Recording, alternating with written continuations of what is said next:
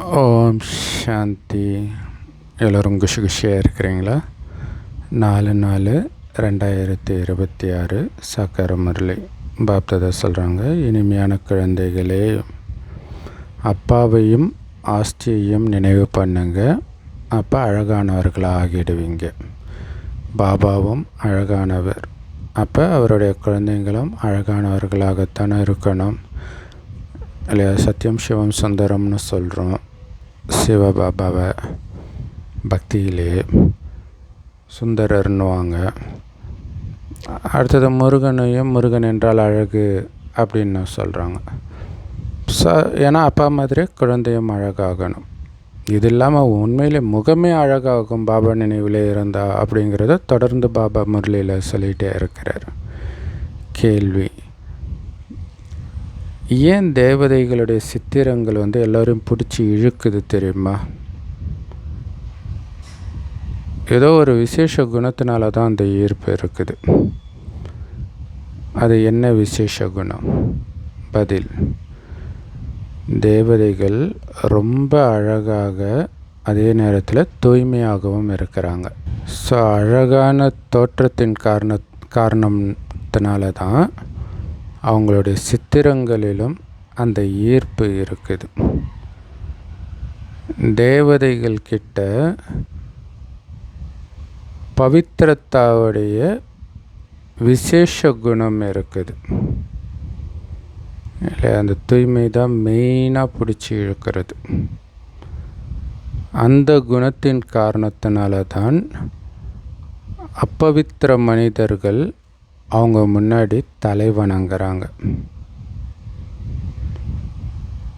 யாருக்கிட்ட எல்லா தெய்வீக குணங்களும் இருக்குதோ, யார் சதா குஷியாக இருக்கிறாங்களோ, அவங்க தான் அழகானவர்களாக ஆகிறாங்க இல்லை? எல்லா தெய்வீக குணங்களும் யாருக்கிட்ட இருக்குது? ஏன்னா அந்த தெய்வீக குணம்தான் அழகாக்குது. ஸோ எல்லா தெய்வீக குணமும் இருந்தாலே அவங்க எப்பவும் குஷியாக தான் இருப்பாங்க இல்லையா? ஸோ குஷியாகவும் இருக்கணும் இல்லையா? எப்போவுமே சந்தோஷமாக இருக்கிறவங்களுடைய முகம் மாறும், அது நமக்கே தெரியும் இல்லையா? அது நல்லாயிருக்கும் பார்க்குறதுக்கு. அதேமாதிரி எப்போவுமே சிடுன்னு இருக்கிறவங்களுடைய முகமும் மோசமாகிடும் பார்க்குறதுக்கு. ஒரு குடும்பத்தில் ஒரே மாதிரி அண்ணன் தம்பி இருக்கிறாங்க அப்படின்னா சிடுன்னு, அதாவது ஒரே மாதிரி முகமுமே சிலருக்கு இருக்கும். சிடுன்னு இருக்கிறவங்களுடைய முகம் ஒரு மாதிரியும், சிரிச்ச முகத்தோடு இருக்கிறவங்களுடைய முகமும் ஒரு வசீகரம் கொண்டதாகவும் இருக்கிறத நம்மளால் பார்க்க முடியும். ஸோ அதனால தான் தேவதைகளுடைய சிலையில் அந்த ஈர்ப்பு இருக்குது. அப்படியே மெய்மறந்து பார்த்துட்டு இருக்கிறாங்க. ஸோ விக்கிரக ஆராதனை பண்ணாதீங்க அப்படின்ட்டு கிறிஸ்தவர்கள் முஸ்லீம்கள் சொன்னாலும் கோயில் பக்கமே போயிடாதீங்கன்றாங்க. ஏன்னா அது பிடிச்சி இழுக்குது அப்படிங்கிறத அவங்களாலையும் உணர முடியுது. ஓம் சாந்தி. ஆத்மாக்கள் மற்றும் பரமாத்மாவுடைய சந்திப்பு நடக்குது. எவ்வளோ அற்புதமான சந்திப்பு இது! ஸோ அந்த மாதிரி எல்லையற்ற தந்தைக்கு நீங்கள் எல்லோரும் குழந்தைங்க அப்படின்னா நீங்கள் கூட எவ்வளோ மனதை கவரக்கூடியவர்களாக இருக்கணும் இல்லை? எல்லாருடைய மனதை கவரக்கூடியவர் பாபானா அவருடைய குழந்தைங்களும் அப்படி தானே இருக்கணும். பாருங்கள், தேவதைகள் எல்லாருடைய மனதையும் கவரக்கூடியவர்கள் தானே. அப்படி ஆகிறதே நீங்கள் தான் அப்படின்னா அதுக்கு முன்னாடி இந்த பிராமணனாக இருக்கும்போது அதை விட வசீகரம் இருக்கணும்ல. ஆனால் அந்த சொர்க்க ராஜ்யம் ரொம்ப பெருசு.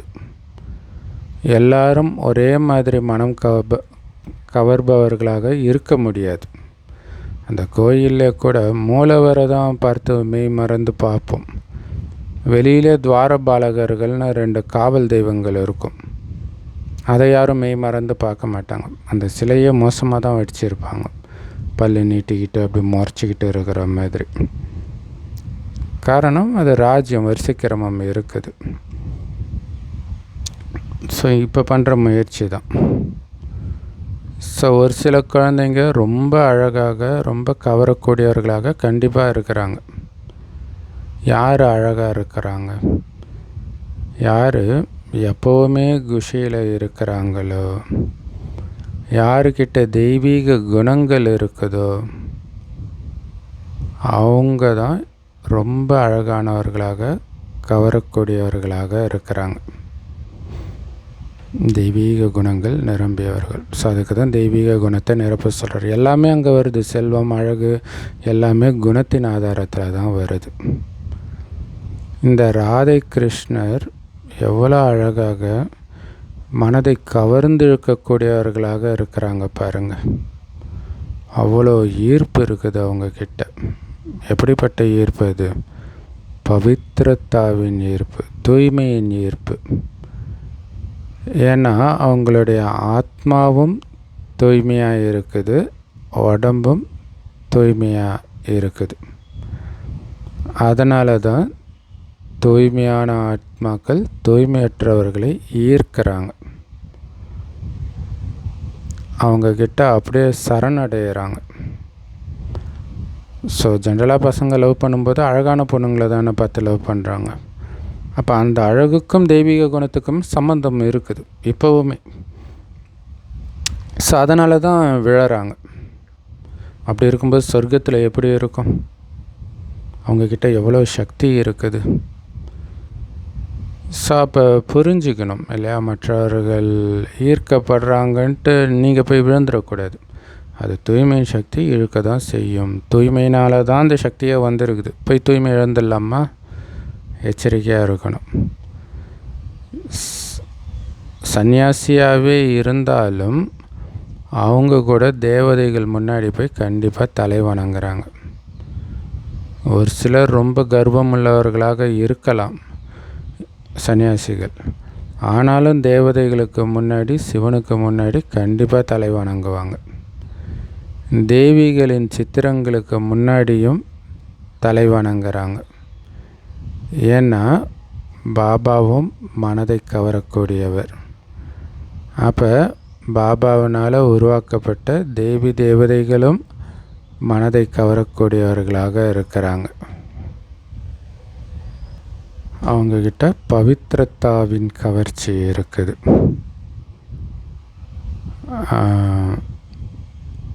அதனால தான் நான் தூய்மையாக இருக்கிறேன்னு கர்வத்தில் இருக்கிற சன்னியாசிகள் கூட அவங்க முன்னாடி போய் தலை வணங்குறாங்க. ஸோ இன்னைய வரைக்கும் அந்த தேவதைகள் கிட்ட அந்த கவர்ச்சி இருக்குது.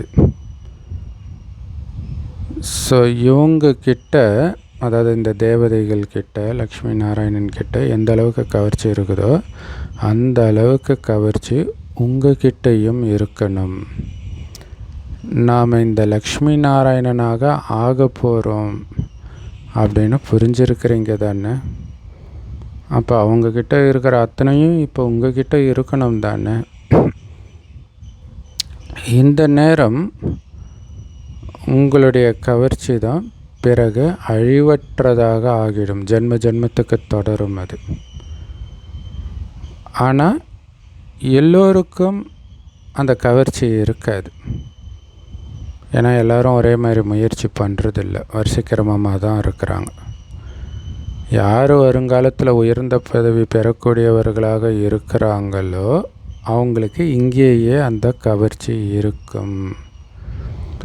ஏன்னா ஆத்மா தூய்மை ஆகிடுது.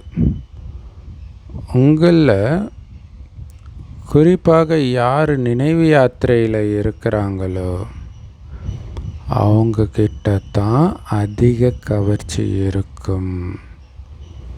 இல்லை, நினைவு தான் ஆதாரமே. நினைக்க தான் அந்த முகத்தில் அந்த கவர்ச்சி வரும். அது பாபா நினைவில் இருக்கும்போதே முகம் அப்படியே சிரித்த முகமாக மாறும் இல்லையா? அதிலும் அந்த நேரம் நம்ம மற்றவங்களுக்கு சக்தியும் கொடுக்குறோன்னும்போது சிரித்த முகத்தோடு தானே வள்ளல் கொடுப்பாங்க. அந்த மாதிரி தான் கொடுக்கணும்னு பாபா சொல்கிறார். யாத்திரை போகும்போது கண்டிப்பாக தூய்மையாக தான் இருக்கிறாங்க. பக்தி மார்க்கத்திலேயே புனித யாத்திரை போகும்போது தூய்மையாக தானே இருக்கிறாங்க. ஸோ பவித்ரத்தாவில் தான் கவர்ச்சி இருக்குது.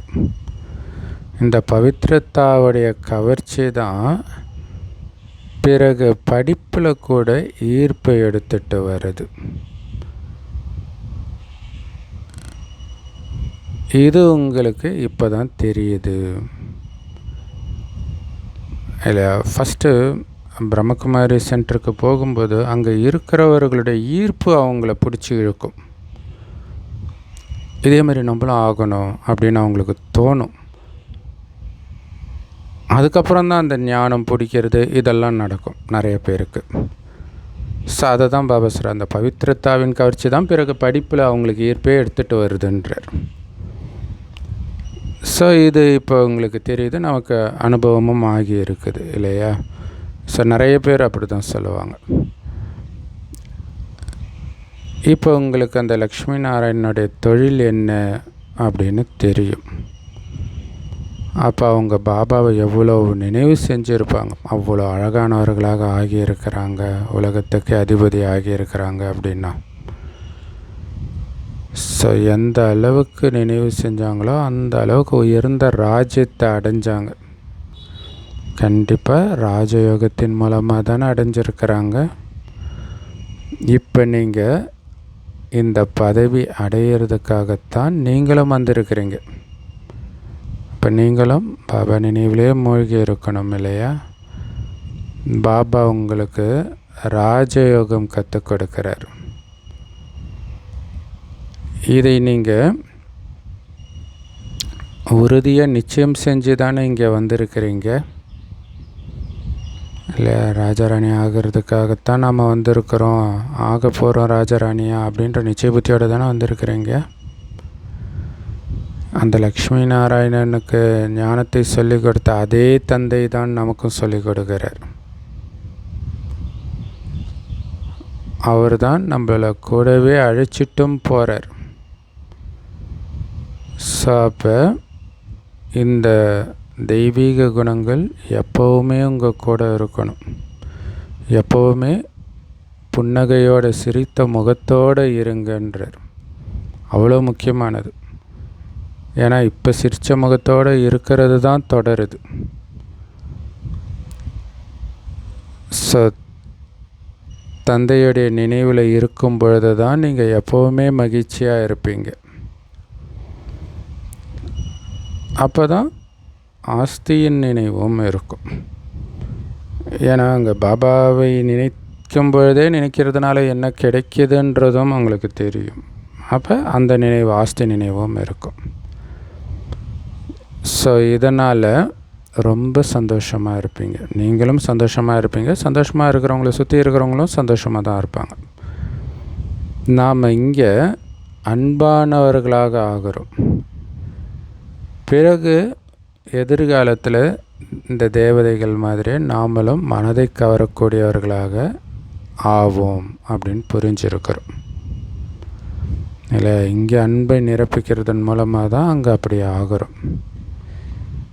இங்கே படிக்கிற படிப்பு தான் உங்களை அமரபுரிக்கு அழைச்சிட்டு போகும். இந்த படிப்பு தான் சொர்க்கத்துக்கு அழைச்சிட்டு போகுது. இந்த உண்மையான தந்தை தான் உங்களை உண்மையான வருமானம் சம்பாதிக்க வைக்கிறார். ஏன் இது உண்மையான வருமானம்னு சொல்கிறோம்? இதுதான் உங்கள் கூடவே 21 பிறவிக்கு வரப்போகுது. மற்றதெல்லாம் அழிய போகுது. அதனால் மற்றதெல்லாம் அழியக்கூடிய வருமானம். அது பின்னாடி மனிதர்கள் அலைஞ்சிட்ருக்கிறாங்க பாவம்.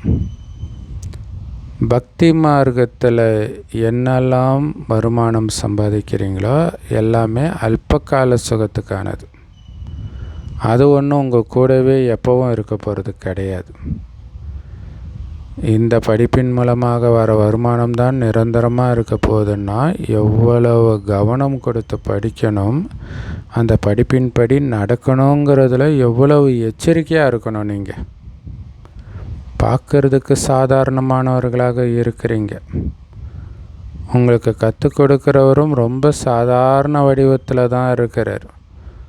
இல்லை நீங்கள் அந்த சாது சன்னியாசிகள்லாம் பார்த்திங்கன்னா என்னென்ன வேஷம் போட்டு தங்க கிரீடமெல்லாம் வச்சுக்கிட்டு பாபா அப்படியே இருக்கிறார், சாதாரணமாக இருக்கிறார். அப்போ அவர்கிட்ட படிக்கிறவங்களும் சாதாரணமாக தான் இருப்பாங்க. இல்லைன்னா வெக்கம் வரும் இல்லையா, என்னடா நமக்கு சொல்லி கொடுக்குறவரே சாதாரணமாக இருக்கிறாரு, நாம் எப்படி உயர்ந்த ஆடையெல்லாம் அணிகிறது அப்படின்னு தோணும். நம்முடைய மம்மா பாபா பாருங்கள் எவ்வளோ சாதாரணமாக இருக்கிறாங்க. அதே மாதிரி நாமளும் சாதாரணமாக இருக்கிறோம். இவங்க ஏன் சாதாரணமாக இருக்கிறாங்க? ஏன்னா வனவாசத்தில் இருக்கிறீங்க. அதனால தான் சீதை வனவாசத்தில் காட்டுறாங்க. இப்போ வனவாசத்தில் வனவாசத்து ட்ரெஸ்ஸு தான் போட்டுட்டு இருப்பாங்க இல்லையா. இப்போ நீங்கள் திரும்பி போகணும், வீட்டுக்கு போகணும் இல்லையா. யாராவது கடத்திட்டு போயிட்டாங்கன்னா வீட்டுக்கு போகிற வரைக்கும் நான் சாப்பிட மாட்டேன் அப்படின்னு அடம் பிடிக்கிறவங்களாம் இருப்பாங்க. அந்த மாதிரி இந்த கலியுகத்தின் விஷயத்தை நான் திரும்பி கூட பார்க்க மாட்டேன்னு நீங்கள் அடம் பிடிக்கிறீங்க. அதான் வைராக்கிய உள்ளுணர்வு. அதுதான் அங்கே திரௌபதி நான் தலையை சீவ மாட்டேன் அப்படியெல்லாம் சொல்கிறது. அதாவது வைராக்கியம் அழகுபடுத்திக்கிறது கிடையாது. கலியுகத்தின் எந்த குணத்தில் இருந்தும் விலகி இருக்கிறேன்னு அர்த்தம். அதனால்தான் சாதாரணமாக இருக்கிறீங்க. ஸோ இங்கே கல்யாணம்லாம் பண்ணக்கூடாது. அந்த மனிதர்கள் திருமணம் நடத்துகிறாங்க அப்படின்னா குமாரி வனவாசத்தில் இருக்கிறார், அழுக்கு ஆடைகளை அணிவிக்கிறாங்க மற்றும் தைலம் முதலியவற்றை தேய்க்கிறாங்க. ஸோ இது ஏதோ மேபி சில இடங்களில் இந்த மாதிரி பழக்கம் இருக்குப்பில் இருக்குது. கல்யாணத்துக்கு முன்னாடி வனவாசத்தில் இருக்கிறாங்கன்ட்டு அந்த பொண்ணை அழுக்கு ட்ரெஸ் போட வச்சு உட்கார வைப்பாங்களாம், தைலம்லாம் தேய்ப்பாங்களாம். ஏன்னா மாமனார் வீட்டுக்கு போகிறாங்க இல்லையா. ஸோ இங்கே கூட அந்த சந்தனம்லாம் தேய்ப்பாங்க இல்லையா, அதை தான் பாபா சொல்கிறாரா என்னன்னு தெரியல. என்னமோ ஒன்று சொல்லுவாங்க, அதுக்கு பேர். பிராமணர் மூலமாக நிச்சயதார்த்தம் நடக்குது. நீங்களும் இப்போ மாமனார் வீட்டுக்கு போகணும். அப்போ மாமனார் வீட்டுக்கு போகிற வரைக்கும் இங்கே வனவாசத்தில் தான் இருக்கிறோம். ராவணபுரியிலிருந்து ராமபுரிக்கு அல்லது விஷ்ணுபுரிக்கு போகணும். அதுதான் மாமியார் வீடு. அங்கே தான் அலங்காரம், இங்கே கிடையாது. அதை ஞாபகம் வச்சுக்கணும். இப்போ நாம் வனவாசத்தில் இருக்கிறோம். அதனால் தேகத்தின் அபிமானமோ அல்லது ஆடைகளின் அபிமானமோ எதுவுமே வரக்கூடாது. அதனால தான் இந்த வனவாசத்தின் வழக்கம் வைக்கப்பட்டிருக்குது. யாருக்கிட்டையாவது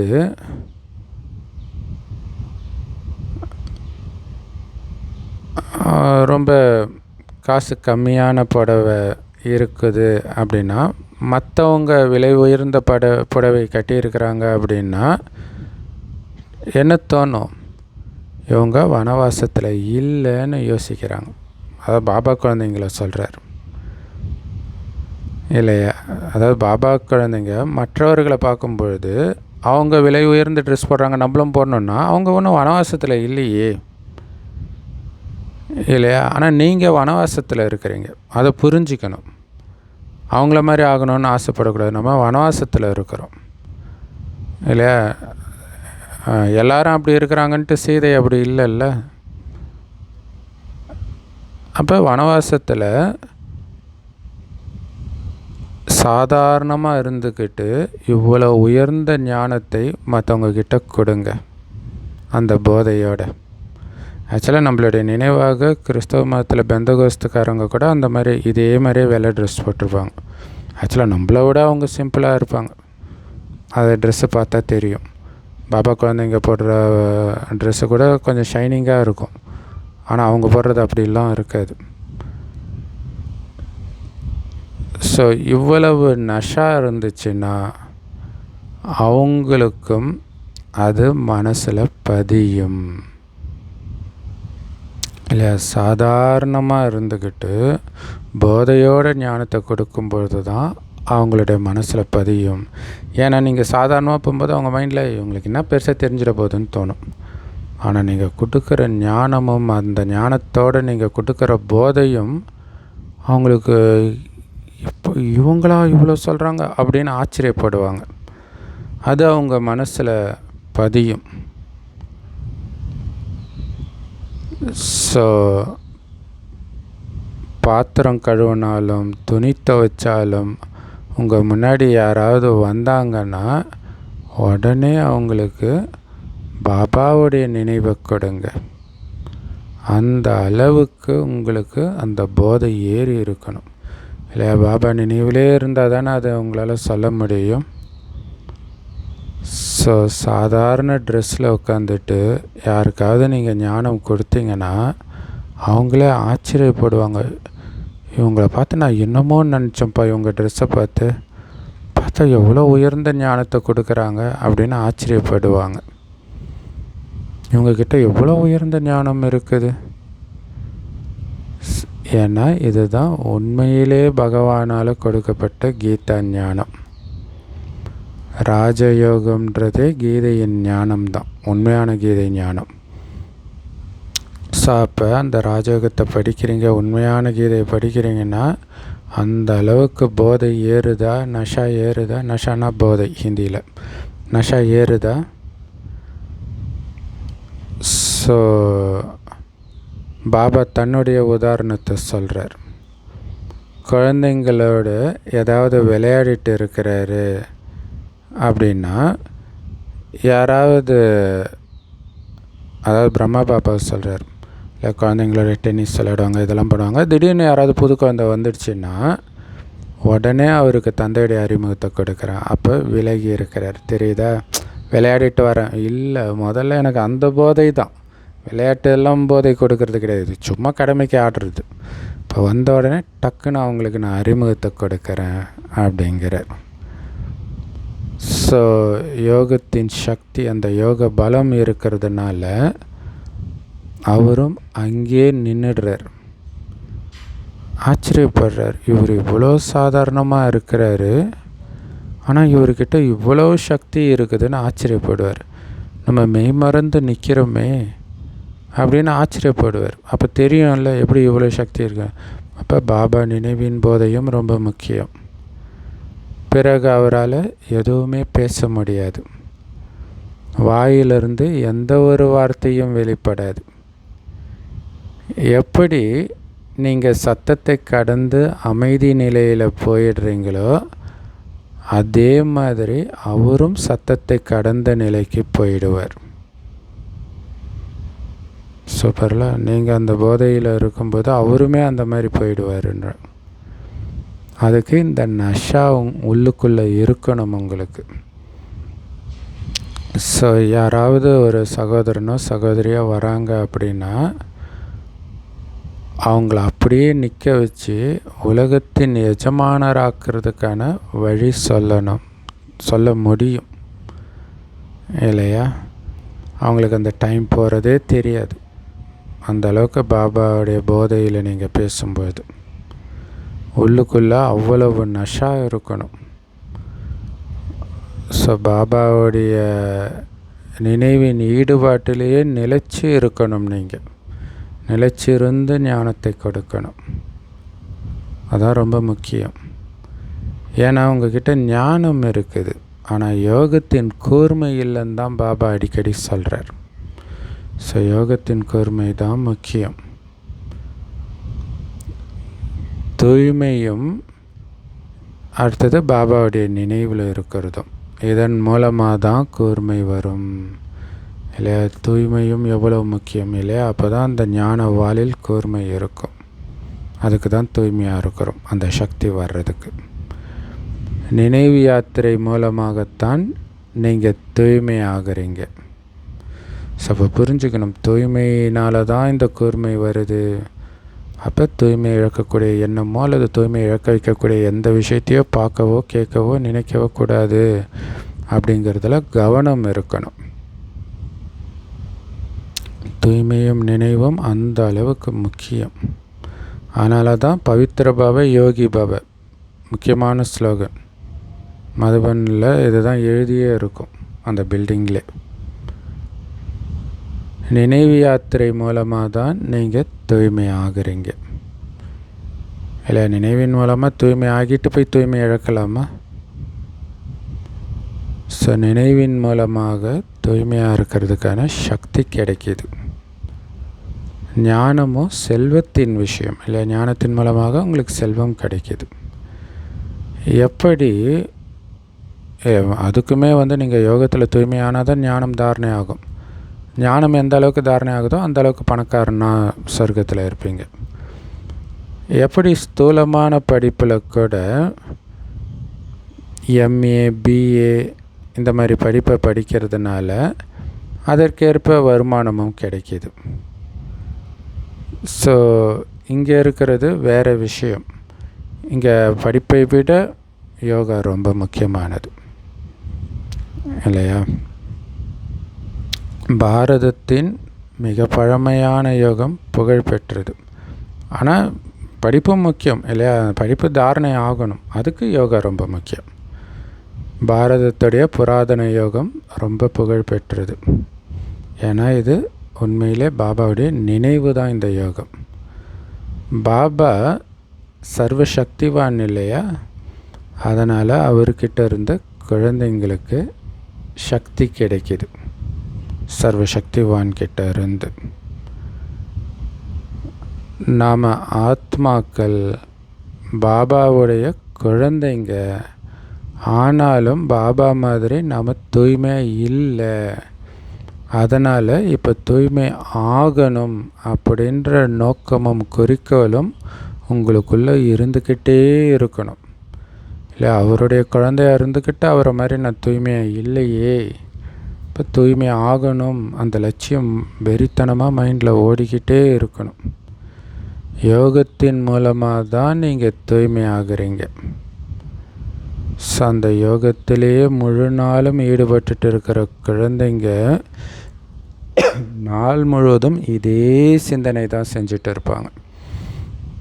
நான் தூய்மையாகணும், இன்னும் தூய்மை ஆகலையே. எப்படி தெரியும்? காம எண்ணம் வரும், கோப எண்ணம் வரும், அதை தூண்டக்கூடிய சூழ்நிலையும் வந்துக்கிட்டே தான் இருக்கும். அப்போ தான் தெரியும் நாம் இன்னும் தூய்மை ஆகலை, அப்போ இன்னும் பாபாவை நினைக்கணும் அப்படின்ற சிந்தனை இருந்துக்கிட்டே இருக்கும். ஸோ யாராவது வந்தாங்கன்னா உடனே அவங்களுக்கு நம்ம வழி சொல்லணும், இரக்கம் வரணும். பாவம், ஞான கண் இல்லாத குருடர்களாக இருக்கிறாங்களேன்னா இரக்கம் வரணும். ஸோ ஏன்னா லௌகிகத்தில் கூட கண் தெரியாதவங்களை அவங்க கைத்தடியை பிடிச்சி ரோட்டை கிராஸ் பண்ணுவாங்க. கண் தெரியறவங்க கிராஸ் பண்ண வைப்பாங்க, ஹெல்ப் பண்ணுவாங்க இல்லையா? அப்போ அந்த கருணை உங்களுக்கு இருக்கணும் இல்லை? அது ஸ்தூலமான விஷயம், இது சூக்ஷ்மமான விஷயம். அங்கே தேங்க்ஸ் சொல்லுவாங்க நன்றியோட. இங்கே எல்லோரும் அப்படி சொல்ல போகிறது கிடையாது. ஆனாலும் உங்களுக்கு தெரியும் இது அவங்களுக்கு ரொம்ப முக்கியம் அப்படின்ட்டு. அதனால் கொடுக்கணும் இந்த ஞானத்தை. இவங்க எல்லோரும் பார்வையற்றவர்கள், ஞானக்கண் இல்லாதவர்கள் அப்படின்னா அவங்க மேலே கருணை வரணும். ஆனால் உங்களுக்கு இப்போ இந்த ஞானத்தின் 3வது கண் கிடைச்சிருக்குது. அதனால தான் எல்லாத்தையும் தெரிஞ்சிருக்கிறீங்க இல்லை? இந்த 3வது கண் மூலமாக தான் எல்லாத்தையும் தெரிஞ்சிருக்கிறீங்க. முழு சிருஷ்டியுடைய முதல் இடை கடை பற்றி நமக்கு தான் இப்போ தெரியுது. மற்றது எல்லாமே பக்தி மார்க்கத்தின் விஷயங்கள்.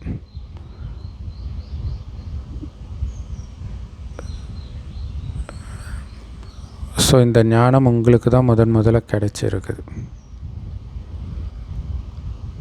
தீயதை கேட்காதீர்கள், தீயதை பார்க்காதீர்கள் அப்படின்னு பக்தி மார்க்கத்திலே படம் உருவாக்கியிருக்கிறாங்க குரங்கை வச்சு. ஆனால் இந்த சித்திரம் ஏன் உருவாக்கப்பட்டிருக்குதுன்ற அர்த்தம் இதை உருவாக்கின இந்த உலகத்தினருக்கு தெரியல. எப்படி பாபா ஞானம் நிறைந்தவராக இருக்கிறாரோ அதே மாதிரி குழந்தைகளாக நீங்களும் வரிசைக்கிரமமான முயற்சியின்படி ஞானம் நிறைந்தவர்களாக ஆகிட்டு இருக்கிறீங்க. ஒரு சிலருக்கு இந்த ஞானத்தின் போதை அதிகமாக ஏறுது. ஆஹா, பாபாவுடைய குழந்தையாகியும் பாபா கிட்டேருந்து முழு ஆஸ்தி அடையலைன்னா என்ன தான் பண்ணீங்க அப்படின்னு பாபா கேட்குறார் இல்லையா. முழு ஆஸ்தி கொடுக்குறவர் அவர் குழந்தையாகி அவர் தான் அப்பான்லாம் தெரிஞ்சும் நீங்கள் ஆஸ்தி அடையலைன்னா என்ன பண்ணீங்க? நேரத்தை தேவையில்லாமல் வீணாக்கி இருக்கிறீங்க, ஸ்ரீமத்துக்கு புறம்பான காரியம் பண்ணியிருக்கிறீங்கன்னு அர்த்தம். ஸோ அதனால தான் பாபா தினமும் நைட்டு உங்களுடைய கணக்கை பார்க்கணும்னு சொல்கிறார்.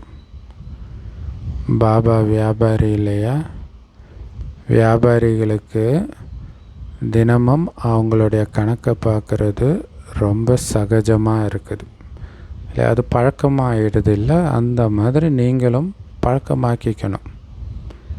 தினமும் நைட்டு சார்ட்டு வைக்கிறது, என்னென்ன பண்ணேன், எவ்வளோ நஷ்டமாச்சு, எவ்வளோ கவனம் கொடுத்தேன், எவ்வளோ நேரம் நினச்சேன், இதை எழுதணும்.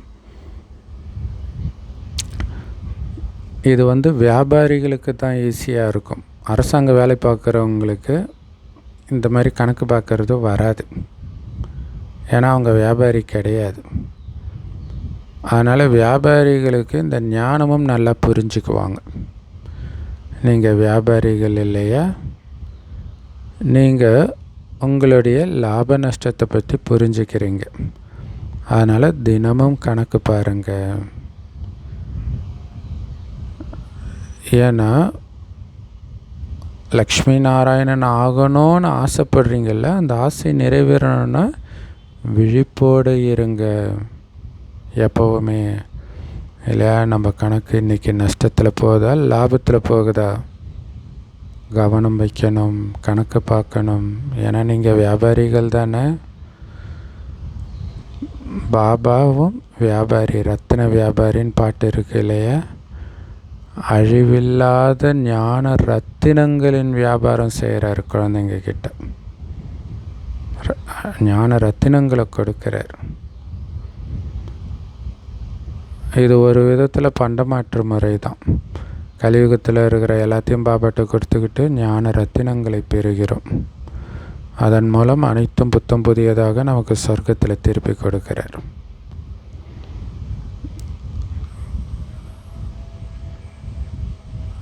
எல்லோருமே கூர்மையான புத்தியுள்ளவர்கள் கிடையாது. ஒரு சிலர் ஒரு காதுனால் கேட்டு இன்னொரு காது வழியாக விட்டுடுறாங்க ஞானத்தை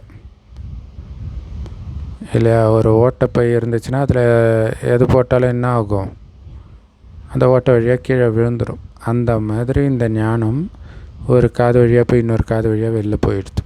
அப்போ புத்தின்ற பை நிரம்ப மாட்டேங்குது. அது அஞ்ஞானத்தில் சொல்லுவாங்க இல்லையா, ஒரு காதில் வாங்கி இன்னொரு காதில் விட்டுட்டியா அப்படின்னு ஸ்கூல்லெல்லாம் கேட்பாங்க. பாபா சொல்கிறாரு, இந்த ஞான செல்வத்தை நீங்கள் மற்றவங்களுக்கு எவ்வளோ முடியுமோ கொடுத்துக்கிட்டே இருக்கணும். கொடுக்க கொடுக்க இது குறையாது, அதிகமாக தான் ஆகும். ஏன்னா இது அழிவற்ற ஞான ரத்தினங்கள் இல்லையா. பாபா ரூப் பசந்தாக இருக்கிறார். ஆத்மாவுக்குள்ள ஞானத்தை நிரப்புறார், ஞான மழை பொழிகிறார்.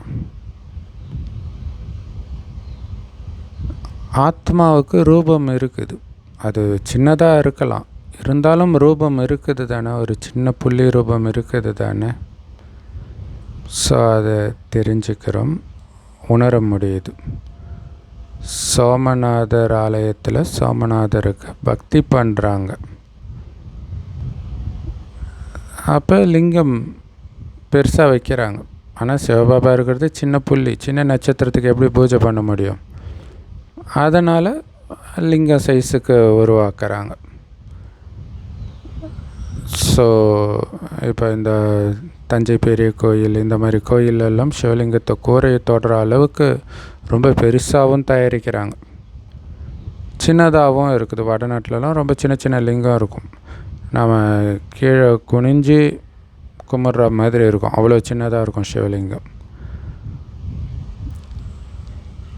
ஸோ அவர் என்னமோ சின்னதாக தான் இருக்கிறார், ஆனால் அவர் கொடுக்குற பதவி எவ்வளோ உயர்ந்தது. அதே மாதிரி ஆத்மா சின்னதாக இருக்குது, ஆனால் ஆத்மா அடையிற பதவி எவ்வளோ உயர்ந்ததாக இருக்குது. பாபா முந்தைய கல்பத்திலேயும் இதே தான் சொன்னார். இந்த ஜபம் தவம்லாம் பண்ணுறதுனால எந்த பிராப்தியும் நன்மையும் கிடையாது. ஏன்னா இதெல்லாம் பண்ணியும் நீங்கள் கீழே தானே இறங்கி வந்திருக்கிறீங்க. ஸோ இந்த பிறவிகளின் ஏணிப்படியில் கீழே தான் எல்லாரும் இறங்கி இருக்கிறாங்க. உங்களுக்கு தான் இப்போ உயரும் கலை. பிராமணர்களாகிய நீங்கள் முதல் நம்பர் ஜின்பூதமாக இருக்கிறீங்க. ஸோ கதை இருக்குது இல்லையா, ஜின்பூதம் சொல்லிச்சான், எனக்கு வேலை கொடு இல்லைன்னா உன்னை விழுங்கிடுவேன்ட்டு. அதனால் அதுக்கு வேலை கொடுத்தாங்க. என்ன வேலை? ஏணிப்படியில் ஏறி இறங்கிக்கிட்டே ஏறணும். ஏறினா இறங்கணும், இறங்குனா ஏறணும். அப்போ டைம் இருக்காது இல்லையா. அந்த மாதிரி தான் ஆத்மா இந்த ஏணிப்படியில் ஏறுது இறங்குது ஏறுது இறங்குது. ஸோ இந்த எல்லையற்ற ஏணிப்படியில் நீங்களும் இப்போ கீழே இறங்கி இருக்கிறீங்க, மறுபடியும் ஏறுறீங்க. நீங்கள் தான் முழு ஏணிப்படியில் ஏறவும் செய்கிறீங்க, முழு ஏணிப்படியில் இறங்கவும் செய்கிறீங்க, மறுபடியும் ஏறுறீங்க. அப்போ ஜின்பூதம் நீங்கள் தானே. மற்ற யாருமே முழு ஏணிப்படியில் ஏறுறது கிடையாது, இல்லை உச்சத்துக்கு தொடுறது கிடையாது, நீங்கள் தான் தொடுறீங்க. ஸோ முழு ஏணிப்படியுடைய ஞானம் கிடைக்கிறதுனால உங்களுக்கு எவ்வளோ உயர்ந்த பதவி கிடைக்கிது. பிறகு நீங்கள் கீழே இறங்குறீங்க, மறுபடியும் ஏறுறீங்க. பாபா சொல்கிறாரு, நான் உங்களுடைய அப்பா. என்னத்தான் நீங்கள் பதித்த பாவனர்னு சொல்கிறீங்க. பதித்த பாவனர்னா என்ன? அழுக்காக இருக்கிறவங்கள தூய்மையாக்குபவர். நான் சர்வசக்திவானாக இருக்கிறேன். ஆல்மைட்டி அத்தாரிட்டி, அதாவது சர்வசக்திவான் அர்த்தம். ஏன்னா நானும் உங்களை மாதிரி ஆத்மா தான், ஆனால் நான் எப்போவுமே 100% தூய்மையாக இருக்கிறேன். ஸோ அங்கே சக்தின்றது தூய்மையை வச்சு தான் வருது. எப்போவுமே தூய்மையாக இருக்கிறேன். நாம் சத்தியுகத்தின் தொடக்கம் மட்டும்தான் தூய்மையாக இருக்கிறோம், அப்புறம் குறைஞ்சிட்டே வருது. நான் பிந்தி ரூப அத்தாரிட்டியாக இருக்கிறேன். அனைத்து சாஸ்திரங்களின் ரகசியத்தை தெரிஞ்சிருக்கிறேன். இது எவ்வளோ பெரிய அதிசயம். சின்ன புள்ளி, எந்த சாஸ்திரத்தையும் படிக்கலை, ஆனால் எல்லா சாஸ்திரத்தின் ரகசியமும் பாபாவுக்கு தெரியுது. அதனால தான் அவர் கொடுக்குற ஞானத்தை வச்சு நம்மளும் எல்லா சாஸ்திரத்துக்கும் விளக்கம் கொடுக்க முடியுது. ஸோ இது எவ்வளோ அற்புதமான ஞானம், யோசிச்சு பாருங்கள். இந்த மாதிரி ஞானத்தை ஒருபோதும் நீங்கள் கேட்டிருக்க முடியாது. ஆத்மாவுக்குள்ள 84 பிறவிகளின் அழிவற்ற பாகம் அடங்கி இருக்குது. அது ஒருபோதும் தேய்கிறதே கிடையாது. அந்த பாகம் நடந்துக்கிட்டே இருக்குது. 84 பிறவிகளின் சக்கரம் சுற்றிக்கிட்டே இருக்குது. இவ்வளவு சின்ன ஆத்மாவுக்குள்ளே எவ்வளவு ஞானம் இருக்குது. இதெல்லாம் எங்கேயாவது கேள்விப்பட்டிருக்கிறீங்களா இதுக்கு முன்னாடி? பாபா கிட்ட இந்த ஞானம் இருக்குதுன்னா அதே ஞானம் அவருடைய குழந்தைகளாகிய உங்ககிட்டையும் இருக்குது இல்லையா? அப்பா குழந்தைங்களுக்கு கற்றுக் கொடுப்பாரு தானே. ஸோ எவ்வளோ பெரிய பாகம் நடிக்கிறீங்க. இந்த பாகம் ஒருபோதும் அழியாது. ஆத்மாவை இந்த ஸ்தூல கண்ணுனால் பார்க்க முடியாது, ஏன்னா அந்த அளவுக்கு சின்ன புள்ளியாக இருக்குது. நான் கூட அதே மாதிரி சின்ன புள்ளியாக இருக்கிறேன்னு பாபா சொல்கிறார். ஸோ இதையும் குழந்தைங்க இப்போ தான் புரிஞ்சிருக்கிறீங்க. நீங்கள் எல்லையற்ற தியாகியாகவும் ராஜ ரிஷியாகவும் இருக்கிறீங்க. எல்லையற்ற தியாகம் பண்ணுறதே ராஜ்யத்தை அடையிறதுக்காகத்தான் இல்லையா? ரிஷினா தூய்மையாக இருக்கிறவங்க. எதுக்கு தூய்மையாக இருக்கிறோம்? ராஜ்யத்தை அடையிறதுக்காக. அப்போ எவ்வளோ போதை ஏறணும். ஸோ அதனால தான் நீங்கள் மகாபாரதம், ராமாயணம் இந்த மாதிரி கதைகளிலும் எதையாவது ஒரு ராஜ்யத்தை இழந்துட்டாங்கன்னா மீண்டும் அதை அடையிறதுக்காக அவங்க போய் தியானம் பண்ணுவாங்க. அது எப்படி தியானம் பண்ணால் கிடைக்குன்னா இப்போ தான் தெரியுது அது எப்படின்ட்டு. ஸோ அப்போ குழந்தைங்களுக்கு எவ்வளோ நஷா ஏறணும், எவ்வளோ போதை ஏறணும் இல்லையா? நாம் இங்கே அனைத்தையும் இழப்பதே அனைத்தையும் பெறுவதற்கு தான். இதுதான் ஸ்லோகன் மைண்டுக்குள்ளே ஓடிட்டே இருக்கணும். ராஜரிஷி முற்றிலும் பவித்திரமாக இருப்பாங்க. அதான் ராஜரிஷி. ரிஷினாலே தூய்மையாக இருப்பாங்க. ராஜரிஷி ரொம்ப ரொம்ப தூய்மையாக இருப்பாங்க. ஏன்னா ராஜ்யம் கிடைக்கிதில்ல. மற்றபடி ஜென்ரலாக ரிஷிகளுக்கு எந்த லட்சியமும் கிடையாது. அவங்களே தூய்மையாக இருக்கிறாங்கன்னா இங்கே மிகப்பெரிய லட்சியம் இருக்குதுன்னா எவ்வளோ தூய்மையாக இருக்கணும். ஸோ ராஜரிஷி உண்மையிலே யார்? சூரிய வம்சத்தை சந்திர வம்சத்தை சார்ந்தவர்கள். அந்த ராஜ்யத்தை உண்மையில் அவங்க இங்கே இந்த சங்கமயுகத்தில் அடையிறாங்க. எப்படி நீங்கள் இப்போ அடைஞ்சிட்டு இருக்கிறீங்களோ அந்த மாதிரி. ஸோ இதை குழந்தைங்க தான் தெரிஞ்சிருக்கிறீங்க. நாம் இப்போ அந்த ராஜ்யத்தை நோக்கி போயிட்டு இருக்கிறோன்னு தெரிஞ்சிருக்கிறோம். அதனால் படகோட்டியோடைய கப்பலில் ஏறி உட்காந்தாச்சு போகிறதுக்கு, சொர்க்கத்துக்கு போகிறதுக்கு. இதோடைய நினைவு தான் அங்கே நோவாவின் பேழை, அதில் எல்லோரும் வந்து உட்காருங்க அப்படின்னு கூப்பிடுறது. ஸோ அதற்கான முயற்சி செய்யக்கூடிய சங்கமயுகம் இதுதானும் நாம் தெரிஞ்சிருக்கிறோம். இல்லை அந்த கப்பலில் உட்காந்துருக்குறோன்னா என்ன அர்த்தம்? முயற்சி பண்ணுறோன்னு அர்த்தம். அப்போ கண்டிப்பாக போகணும் தானே. பழைய உலகத்துலேருந்து புது உலகத்துக்கு போகிறோம் சாந்தி தாமம் வழியாக. இது குழந்தைங்களுடைய புத்தியில் எப்போவுமே இருக்கணும். ஸோ நம்ம சாந்தி தாமம் போக போகிறோம், அங்கேருந்து சொர்க்கத்துக்கு வர போகிறோம், ஆட்சி செய்ய போகிறோம் அப்படிங்கிறது எந்த அளவுக்கு மைண்டுக்குள்ளே ஓட்டிக்கிட்டே இருக்கிறோமோ அந்த அளவுக்கு உடலை விட்டு வெளில வரும்போது சந்தோஷமாக இருப்பீங்க. இல்லாட்டினா பதற்றம், இந்த பழைய உலகத்தின் நினைவுகள் இதில் வந்து மாட்டிக்குவோம். நாம் சத்தியுகத்தில் இருந்தபோது வேறு எந்த கண்டமும் கிடையாது. அதனால் வேறு ராஜ்யமும் கிடையாது. நம்ம ராஜ்யம் மட்டும்தான் இருந்தது. அதனால் இந்த ராஜ்யத்தை அபகரிக்கணும் இந்த மாதிரி எண்ணம் கொண்டவர்கள் அங்கே யாருமே இருக்க மாட்டாங்க. ஸோ மீண்டும் யோக பலத்தினால அந்த மாதிரி ஒரு உறுதியான ராஜ்யத்தை நாம் இப்போ அடைஞ்சிட்டு இருக்கிறோம். ஏன்னா யோக பலத்தின் மூலமாக மட்டும்தான் உலக ராஜ பதவியை அடைய முடியும். ஆயுத பலத்தினால முடியாதுன்றதை நம்ம இன்றைக்கி பார்த்துட்டு இருக்கிறோம் கண்ணு முன்னாடி இல்லையா? பெரிய வல்லரசு மற்றதை மிரட்டணும்னு நினைக்கிது, ஆனால் ஒன்றும் பண்ண முடியல. திருப்பி இவங்க அடிக்கிறாங்க, அவங்க அடிக்கிறாங்க, இப்படியே உலகம் அழியத்தான் போகுதுன்றதை பார்க்குறோம். ஆனால் உலக ராஜ்ய பதவியை நமக்கு யோக பலத்தின் மூலமாக அமைதியாக கிடைச்சிடுது. அமைதி சக்தியின் மூலமாக. புஜ பலத்தினால யாராலையும் உலக ராஜ்யத்தை அடைய முடியாது. இதுதான் விதி, இதுதான் எல்லையற்ற நாடகம், ஏற்கனவே உருவாக்கப்பட்ட விளையாட்டு இது. ஸோ இந்த விளையாட்டை பற்றிய புரிதலை பாபா தான் ஏற்படுத்துகிறார் இல்லையா? இதை புரிஞ்சுக்கணும். இது இப்படித்தான் உருவாக்கப்பட்டிருக்குன்னு ஆழமாக பதியும் பொழுது தான் எது நடந்தாலும் நீங்கள் அமைதியாக இருப்பீங்க. இல்லாட்டினா பதற ஆரம்பிப்பீங்க, கோபப்படுவீங்க. ஏன் இப்படி நடந்துச்சு? அது பாட்டுக்கு நடக்கட்டும், அவங்கவுங்க நடிப்பு அவங்கவுங்க நடிக்கிறாங்க. அந்த சூழ்நிலையிலையும் நான் அமைதியாக இருந்து காட்டுறேன். அது எப்போ சாத்தியம்? எல்லாத்துலேருந்தும் புத்தியை விலக்கி இருந்தால் தான். அதுக்கு தான் விடுபட்டு இருக்கக்கூடிய குழந்தைகள் தான் எனக்கு பிரியமானவர்கள்னு பாபா சொல்கிறார். ஆரம்பத்திலிருந்து முழு உலகத்துடைய சரித்திர பூகோளத்தை பாபா நமக்கு புரிய வைக்கிறார். சூக்ஷ்மவதனம் மூலவதனத்துடைய ரகசியமும் நமக்கு இப்போ தெரியும். இந்த ஸ்தூலவதனத்தில் தான் லக்ஷ்மி நாராயணனுடைய ராஜ்யம் இருந்தது. பிறகு நீங்கள் எப்படி இந்த ஏணிப்படியில் இறங்கி வரீங்க அப்படிங்கிறதும் பாபா ஞாபகப்படுத்துகிறார். இந்த ஏணிப்படியில் ஏறுறது பிறகு இறங்கிறது அப்படிங்கிற இந்த விளையாட்டு குழந்தைங்களுடைய புத்தியில் இப்போ ஆழமாக பதிவாயிடுச்சு. எப்படி இந்த உலகத்துடைய சரித்திர பூகோளம் திரும்ப திரும்ப நடக்குது, இதில் நாம் தான் ஹீரோயின் பார்ட் பண்ணுறோம். இது எல்லாம் நம்முடைய புத்தியில் இருக்குது. ஸோ நாமளே வெற்றி அடைகிறோம், நாமளே தோல்வி அடைகிறோம், மறுபடியும் நாமளே வெற்றி அடைகிறோம். அதனால தான் இதை ஹீரோயின் பார்ட் அப்படின்னு சொல்லப்படுது.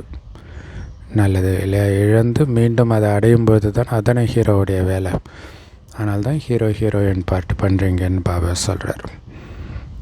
அற்புதமான முறையில் கொடுத்த அன்பான தாய் தந்தை பாப்தாதாவுக்கு அன்பு நினைவுகள் மற்றும் காலை வணக்கம். பாபா சொல்கிறாங்க, இப்போ நாம் வனவாசத்தில் இருக்கிறோம், அதனால் ரொம்ப சாதாரணமாக இருக்கணும். ஸோ தேகத்தின் மீதும் அபிமானம் இருக்கக்கூடாது, ட்ரெஸ்ஸு மேலேயும் அபிமானம் இருக்கக்கூடாது. உயர்ந்த ட்ரெஸ்ஸு போடணும் இப்படியெல்லாம் அபிமானம் இருக்கக்கூடாது. எந்த காரியம் செஞ்சிட்டு இருந்தாலும் பாபாவின் நினைவின் போதை அதிகரிச்சுக்கிட்டே இருக்கணும். நாம் எல்லையற்ற தியாகியாகவும் ராஜ ரிஷியாகவும் இருக்கிறோன்ற இந்த போதையிலே இருந்து தூய்மையாகணும்.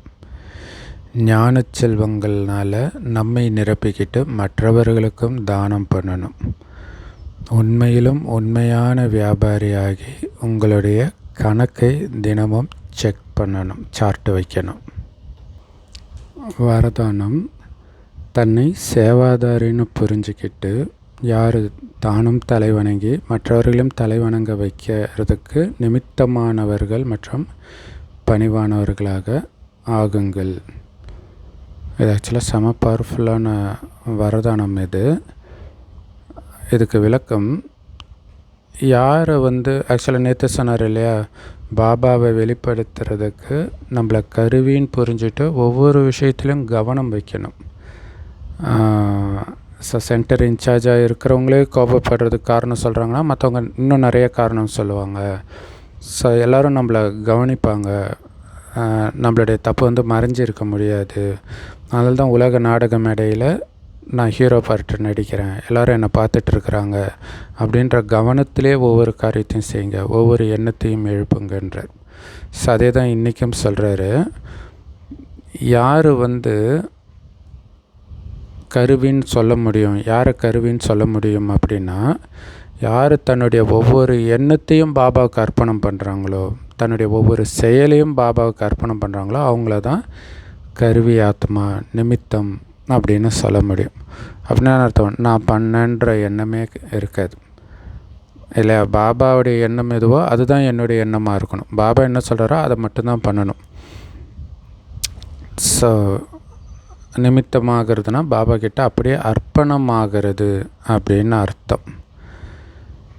ஸோ யார் பணிவானவர் அப்படின்னா, யார் தலை வணங்குறாங்களோ, தன்னுடைய சமஸ்காரத்துலேயும் சரி எண்ணத்துலேயும் சரி தலை வணங்குற அந்த பணிவு இருக்குதோ, அந்த அளவுக்கு உலகமும் அவங்க முன்னாடி தலை வணங்கும் இல்லையா.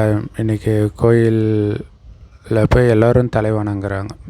அவங்க எல்லோரும் தலை வணங்கியவர்கள், அதனால்தான் அவங்க முன்னாடி உலகமே தலை வணங்குது. ஸோ தலை வணங்கியவர்கள்ன்றதுடைய அர்த்தம் என்னென்னா அவ்வளோ பணிவானவர்கள்.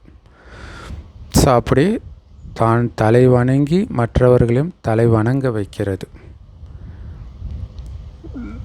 அப்படி இருக்கணும். அவங்க தான் கருவி பணிவானவர் அப்படின்னு சொல்ல முடியும். அவங்க அதுனா நான் மட்டும்தான் குனிய தான் கொட்டுவாங்க, அவங்க இப்போ குனியட்டுமே அப்படிங்கிற எண்ணம் கூட உங்களுக்கு வரக்கூடாதுன்றார். நான் தான் பணிஞ்சு போகணும். அவங்க தான் உண்மையான சேவாதாரி. யார்? எப்போவுமே தலை வணங்குறவங்க, ஒருபொழுதும் ஆணவத்தை காட்ட மாட்டாங்க. அவங்க தான் உண்மையான சேவாதாரி. ஸோ அந்த மாதிரி நம்ம பக்தி மார்க்கத்திலேயே சேவை செய்யக்கூடிய நிறைய பேர் பார்க்கலாம், அவ்வளோ பணிவாக இருப்பாங்க. ஸ்லோகன். ஸோ செம பவர்ஃபுல்லான வரதானம் இது. ஸ்லோகன்: பிரச்சனை ஸ்வரூபமாகாமல் சமாதான ஸ்வரூபமாகுங்கள். ஏதோ ஒரு பிரச்சனை வரதான் போகுது, அந்த பிரச்சனையை நினைக்க அந்த பிரச்சனையை நினைக்கிறது தான் பிரச்சனை ஸ்வரூபமாகிறது. இப்போ வைப்ரேஷனே நம்ம கெடுத்துட்டு இருப்போம். அதுக்கு பதில் என்ன ஆனாலும் சமாதானம், நாடகப்படி நடக்குது, கரெக்டாக தான் நடக்குது, எனக்குள்ள சக்தியை நிரப்புறதுக்காக வருது, அவ்வளோதான், நான் விடுபட்டு இருக்கிறேன், இந்த மாதிரி குணத்தை தாரணை பண்ண வைக்கிறதுக்காக வருதுன்ட்டு அப்படியே அமைதியாகிடணும். அப்போ சமாதான ஸ்வரூபம் ஆகிடுவீங்க, பிரச்சனை ஸ்வரூபம் ஆக மாட்டீங்க. அவிக்தேஸ்வரா மகானாகிறதுக்காக இனிமை மற்றும் பணிவுன்ற குணங்களை தாரணை பண்ணுங்க. ஸோ இனிமையானவரும் பணிவானவரும் தான் மகான் அப்படின்னு பாபா சொல்லியிருக்கிறார் இல்லையா. ஸோ மகான் ஆத்மாக்களாகிய உங்களுடைய மனதின் ஒவ்வொரு எண்ணமும் மற்ற ஆத்மாக்களை பற்றி இனிமையான எண்ணங்களாகத்தான் இருக்கும், மகான் தன்மையுடையதாக தான் இருக்கும். இல்லை, இப்போ கடவுள் முன்னாடி எவ்வளோ மோசமானவர்கள் போனாலும் கடவுள் கண்டிப்பாக என்னை மன்னிச்சிடுவாருன்ற அந்த நம்பிக்கையோடு போவாங்க. ஸோ நம்ம கோயில்லையும் அதே தானே பண்ணுறாங்க, தெய்வம் முன்னாடியும் நம்ம சிலை முன்னாடியும். இப்போ உயிரோட்டமாக நீங்கள் அப்படி இருந்ததுனால தான். அப்போ எல்லாரை பற்றியும் எவ்வளோ மோசமானவர்களாக இருந்தாலும் அவங்கள பற்றி இனிமையான எண்ணம் மட்டும்தான் இருக்கணும், உயர்ந்த எண்ணம் மட்டும்தான் இருக்கணும். அப்போ தான் நீங்கள் மகான் ஆத்மாக்கள்.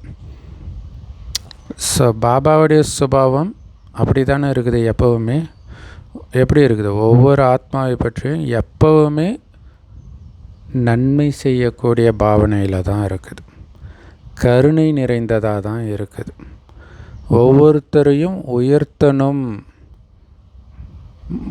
முன்னேற்றணும் அப்படிங்கிற இனிமையான எண்ணம் தான் இருக்குது பாபாவுக்கு எப்போவுமே. அதனால தான் பாபா சொல்கிறார், எனக்கு யாருமே கெட்டவங்களே தெரியலையே, உங்களுக்கு மட்டும் எப்படி தெரியுறாங்கன்னு கேட்குறாரு.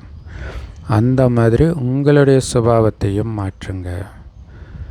ஒருவேளை சத்தமாக பேசுகிறது, ஆவேசமாக அதாவது கோபமாக பேசுகிறது, அந்த சுபாவம் உங்களுக்கு இருந்துச்சுன்னா இந்த பிராமண வாழ்க்கையின் மிகப்பெரிய தடை அதுன்னு புரிஞ்சுக்கோங்கன்ற. இல்லையா? அமைதியாக இனிமையாக பேசணும், அதுதான் முக்கியம். ஸோ இப்போ அந்த மாதிரி சுபாவத்தை உருவாக்குங்க. இல்லையா? இனிமையாக அமைதியான சுபாவமாக உருவாக்குங்க. ஆவேசமாக சத்தம் போட்டு பேசுகிற சுபாவத்தை மாற்றுங்க. ஸோ செம பவர்ஃபுல்லான Murali. Love you Bapdada. Thank you Bapdada. குஷியாக இருங்க, குளிர்ச்சியாக இருங்க.